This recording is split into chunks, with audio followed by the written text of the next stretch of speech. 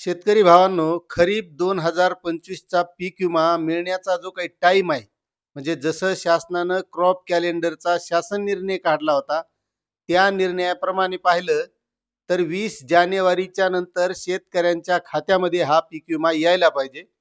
कारण यावर्षी 100% शेतकऱ्यांना पीक विमा मिळणारच आहे.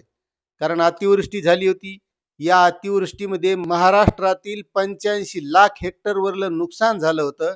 म्हणजेच यामध्ये बऱ्याचशा शेतकऱ्यांचं नुकसान झालं होतं.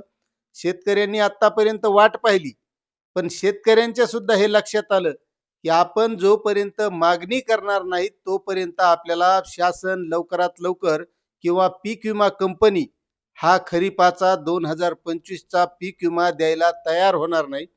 आणि आतापर्यंतचे उदाहरणं तसे आहेत. बऱ्याच ठिकाणी शेतकऱ्यांनी जोपर्यंत या गोष्टीची मागणी केली नाही तोपर्यंत या गोष्टी शेतकऱ्यांना मिळालेल्या नाहीत. आणि आतापर्यंत ज्या ज्या जिल्ह्यामध्ये ज्या ज्या शेतकऱ्यांनी पीक विमा मागणी केली की आमचं नुकसान झालेलं आहे, आम्हाला पीक विमा मिळाला पाहिजे, आणि त्या त्या जिल्ह्यामध्ये लवकरात लवकर पीक विमा मंजूर झालेला आहे. तसं आपण याही अगोदर एक दोन व्हिडिओमध्ये सांगितलेले की शेतकरी जोपर्यंत मागणी करत नाहीत तोपर्यंत या गोष्टी घडणार नाहीत. आणि शेतकऱ्याला कशी सवय लागली, कोणीतरी मागणी करावं आणि जेव्हा भेटन का तेव्हा आपल्याला भेटावं. पण तसं होत नाही शेतकरी मित्रांनो. यासाठी सगळ्यांनाच मागणी करावी लागणार आहे. आणि तशी सुरुवात आता नाशिक जिल्ह्यातील येवला तालुक्यामधील शेतकऱ्यांनी केलेली आहे. त्यांनी तहसीलदारांना निवेदन दिलं आणि त्या निवेदनामध्ये जे काही शेतकऱ्यांचं नुकसान झालं होतं, अतिवृष्टीची नुकसान भरपाई ही मोजकी मिळाली, मात्र जो काही आमचा हक्काचा पीक विमा आहे तो लवकरात लवकर आम्हाला मिळावा अशी मागणी या शेतकऱ्यांनी केली आहे.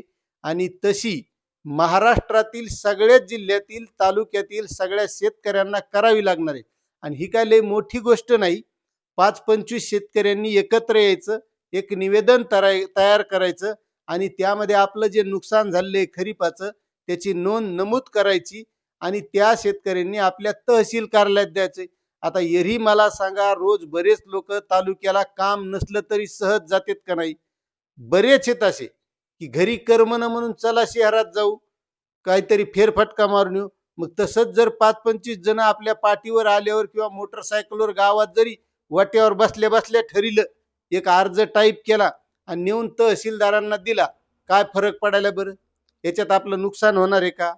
आपला फायदाच होईल ना. म्हणजे जो पीक विमा उशिरा मिळायचा किंवा एखाद्या वेळेस शासनाला वाटलं इसरले तर इसरले शेतकरी, मग त्यासाठी आपल्याला ही आठवण करून द्यावं लागणार आहे. म्हणून जसं येवला तालुक्यातील शेतकऱ्यांनी केलेलं आहे असंच सगळ्या महाराष्ट्रातील शेतकऱ्यांनी करावं एवढीच विनंती करतो. आणि तुम्हाला आपली माहिती कशी वाटते हे सुद्धा नक्कीच कमेंट करा.